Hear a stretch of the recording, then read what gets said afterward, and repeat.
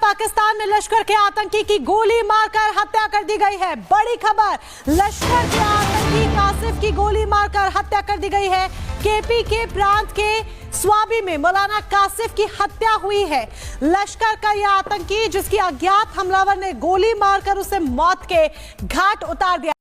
दोस्तों, unknown gunman they are back in action. एक high profile मृत्यु पाकिस्तान में हुई है। किसकी? हाफिज सईद। जी हाँ दोस्तों, हाफिज सईद के ब्रदर इन लॉ की, जो कि लश्कर तैयबा का पॉलिटिकल विंग संभालता था। लश्कर तैयबा वही एजेंसी है जिसको यूएस एड से भी फंडिंग मिलती थी। दोस्तों, अननोन गनमैन ने उसको ठिकाने लगा दिया है। आप यहाँ पे देख सकते हैं, लश्कर तैयबा पॉलिटिकल विंग लीडर मौलाना काशिफ अली, इसको मारा गया है इसके घर में घुस के ऑटोमेटिक वेपन से। पाकिस्तान में मारा गया है लश्कर तैयबा का बड़ा लीडर, मारा गया लश्कर के पॉलिटिकल विंग का चीफ मौलाना काशिफ अली। खैबर पख्तूनवा से अपडेट मिल रहा है। खैबर पख्तूनवा में गोली मारकर हत्या कर दी गई है। अज्ञात कुछ बंदूकधारी थे जिन्होंने गोली मारकर हत्या कर दी। लश्कर के राजनीतिक विंग PMML के प्रमुख ये मौलाना काशिफ था और अब ऐसे में पाकिस्तान में मारा गया है लश्कर तैयबा का। उनका मैसेकर किया, उनको कहा मैसेकर किया। और जिसको ये समझ लें कि ये गजनी प्रोविंस जो है अफगानिस्तान का, वहां पे हुआ और कोई किसी किस्म की एक्सप्लेनेशन नहीं आई। दोस्तों, ये जो आप देख रहे हैं काशिफ अली, ये लश्कर तैयबा के ही हाफिज सईद का साला बताया जा रहा है।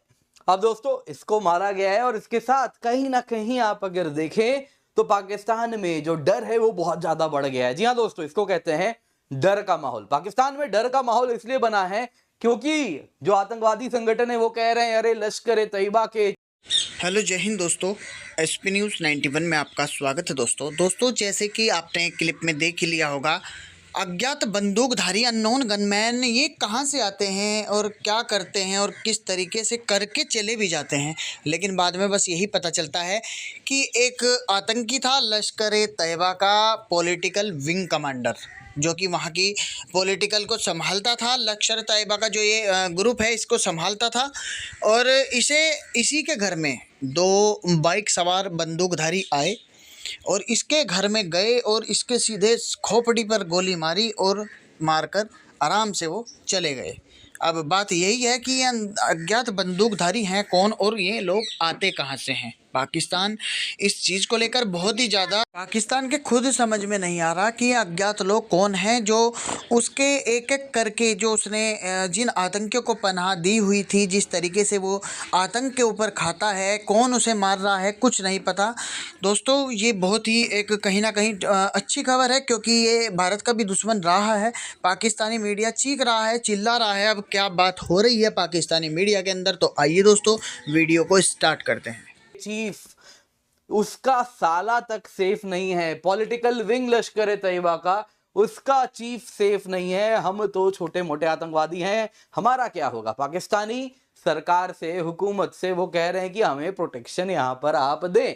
यानी कि दोस्तों, अननोन गनमैन ने पूर्ण रूप से इनको हिला के रखा है। दोस्तों, दूसरी तरफ हमें जानना होगा, आखिरकार जब हम बात करते हैं इस पूरे पिक्चर की, तो हमें डॉट्स भी कनेक्ट करने होंगे। यहाँ पे हाफिज सईद जो लश्कर तैयबा चला रहा है, उसको यूएस एड से फंडिंग मिली थी। आप देख सकते हैं दोस्तों, यहाँ पे यूएस एड कैसे फंडिंग कर रहा था आपको मैं वो भी बताऊंगा। और अब जब यूएस एड की फंडिंग बंद हुई है एक तरफ, दूसरे तरफ डोनाल्ड ट्रंप का जो रुख रहा है पाकिस्तान को लेके वो बड़ा ही सख्त है।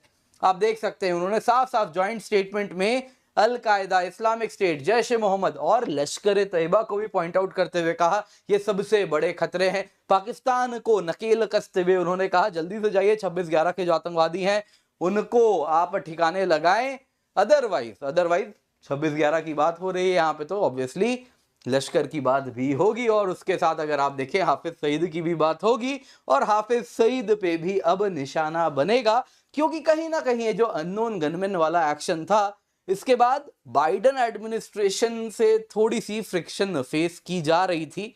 लेकिन यहाँ पे तो वो कुछ नहीं होने वाला। बाकी आप भी जानते हैं, मैं भी जानता हूँ, ये अननोन गनमैन तो गैंग वॉर का नतीजा होता है। पाकिस्तान में अगर आप देखें तो अलग अलग आतंकवादी संगठन हैं, वो आपस में एक दूसरे से वर्चस्व के लिए एक दूसरे को मारते रहते हैं। बेकार में ये भारत की तरफ अगर उंगली उठाएं तो ये बात उन्हें जाननी चाहिए। पर जो भी है, अच्छा साफ सभी को तो बहुत लग रहा होगा। तो क्या हुआ है, आइए जरा शुरू से न्यूज समझते हैं। दोस्तों यहाँ पे आप जिसको तस्वीर में देख रहे हैं, ये है काशिफ अली। ये लश्कर तैयबा का जो पॉलिटिकल विंग है, यानी कि जो पॉलिटिक्स लड़ता है, जो चुनाव लड़ता है लेकिन लश्कर से ही जुड़ा हुआ है, उसका ये लीडर है। दोस्तों जो पॉलिटिकल विंग है उसका नाम है पाकिस्तान मरकजी मुस्लिम लीग। तो उसका ये लीडर हुआ करता था और ये अगर आप देखें तो हाफिज सईद का साला है, यानी ब्रदर इन लॉ है। और इसको खैबर पख्तूनख्वा में इसी के घर में घुस के मारा गया है। अगर आप देखें तो कहा जा रहा है कि ऑटोमेटिक वेपन से अंधाधुन फायरिंग हुई है घर के बाहर, उसी के घर के ठीक चौखट पे। नतीजा ये हुआ है, मोटरसाइकिल में आए, गोली मारे और सब वापस कहीं गायब हो गए। अब है भी तो अननोन गनमैन, दिखते थोड़े ही हैं। जो भी है दोस्तों, पाकिस्तान में क्राइसिस है। काशिफ अली को इस प्रकार से मारने के बाद पूरे पाकिस्तान में आग लगी हुई है। कह रहे हैं कि ये क्या हो रहा है, गवर्नमेंट इनको सुरक्षा नहीं दे पा रही, आतंकवादी भी अब पाकिस्तान में सेफ नहीं है, आम आदमी का क्या होगा, तो वो ये कह रहे हैं। खैर यहाँ पे दोस्तों लश्कर तैयबा जैसे लीडर्स के हाई प्रोफाइल परिवारजन वालों को भी इस प्रकार से मारा जा रहा है, बड़ा डर है। पिछले महीने में 3 लश्कर तैयबा के आतंकवादियों को मारा गया है। 2 तो रोड में एक्सीडेंट में मरे हैं, मारा गया क्या, मरे हैं, 3 मरे हैं, 2 रोड एक्सीडेंट में मरे हैं और एक और ये कहा जाता है कि ये जो हजारा शियास हैं, इनको पाकिस्तान में भी मारा जाता है, इनको अफगानिस्तान में भी मारा जाता है, बिकॉज कि इनके जो फेशियल एक्सप्रेशन है, इनके जो चेहरे की जो बनावट है वो क्योंकि एक जैसी है, तो ये पता इनको मारना या टारगेट करना ज्यादा आसान है। और ये ज्यादातर जो हजाराज हैं ये अहले तशी हैं। वैसे माजी में जो अफगानिस्तान में जो तालिबान थे, उन्होंने एक और तरह का एनवायरनमेंट अडॉप्ट किया था जिसमें वो इस तरह सेक्टेरियन किलिंग्स नहीं किया करते थे। लेकिन ये जो है ये एक बड़ी हॉरिफिक किस्म के इंसिडेंट हैं। और रिसेंटली आपको पता है कि जो कल हुआ, कि बहुत सारे लोगों का कहना है कि 100 के करीब जो लोग थे, वो जो शिया हजारास थे, वो मारे गए मस्जिद के अंदर और मस्जिद में ये हमले करते हैं। अनफॉर्चुनेटली सैकड़ों लोग जख्मी हो चुके हैं। इस मस्जिद में कोई 300-400 बंदे जो थे मौजूद थे। अच्छा, दाइश खुरासान जो है वो क्लेम करती है रिस्पॉन्सिबिलिटी को, और वो कहती है कि जी हम वो क्योंकि तालिबान ने टेक ओवर कर लिया है, तो अब ये वही स्ट्रैटेजी है। व्यूअर्स, अगर आपको याद हो, स्ट्रैटेजी कह लें या जो पॉइंट ऑफ व्यू है वो कह लें कि जब डोनाल्ड ट्रंप पावर में थे तो वो कहते थे कि अमेरिका क्यों अफगानिस्तान में बैठा है, let Taliban and Daesh fight with each other, ये दोनों एक दूसरे के दुश्मन है और हम तालिबान को पैसा देते हैं वो दाइश को खत्म करें। तो इस तरह की बात तब की जाती थी। लेकिन अफसोस की बात यह है कि इस वक्त हर इन बेचारों को इसलिए मार दिया जाता है क्योंकि दाइश ये समझती है कि शियों को मारना जो है वो सवाब है। अब देखें, ये मुसलमान इस हद तक बिगड़ गए हैं और किस हद तक ज्यादतियां हो रही हैं कि एक मुसलमान दूसरे मुसलमान को जब मार दे तो वो कहते हैं इसको मारना सवाब है, इससे हमें जन्नत मिलेगी, इससे हमें हूरें मिलेंगी, इससे हम जब आसमान में जाएंगे तो हमारे लिए ये एक पता नहीं बहुत बड़ी चीज होगी। खुदा ताला तो कहता है कि इंसानियत का कत्ल पूरी इंसानियत का कत्ल है, यानी कि इसमें तो कोई है ही नहीं है कि जी आपने किसी एक शख्स को मार दिया, वो किसी फिका से मजहब से उसका ताल्लुक हो, किसी की जान लेना, तो ये तो कोई मजहब नहीं कहता। ये किस तरह के लोग, ये किस तरह की इंटरप्रिटेशन इन्होंने इस्लाम की करनी शुरू कर दी कि, और जिस तरह फिर इन्होंने पूरी दुनिया में मुसलमान एक दूसरे का मजाक बने, मुसलमान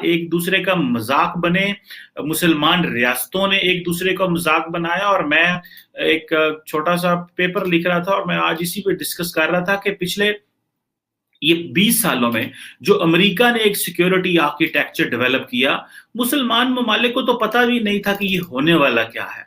और ये जो इस्लामिस्ट थे जो मुस्लिम ममालिक में, जिसमें जो उस वक्त के दौर में जब कोल्ड वार में चले जाएं आप, तो बेसिकली मुस्लिम ममालिक की जो एलीट थी उन्होंने इन इस्लामिस्ट को तैयार किया कि आप जो है वो सोवियत के अगेंस्ट लड़ें। फिर वही जो थे वो लोग सारे के सारे वो दहशतगर्द बन गए और इतना बड़ा मुसलमानों ने अपना मजाक उड़ाया, बच्चों का मिसयूज हुआ। और फिर अमेरिका ने जब 9/11 के बाद यूएन सिक्योरिटी काउंसिल रेजोल्यूशन 1267 1989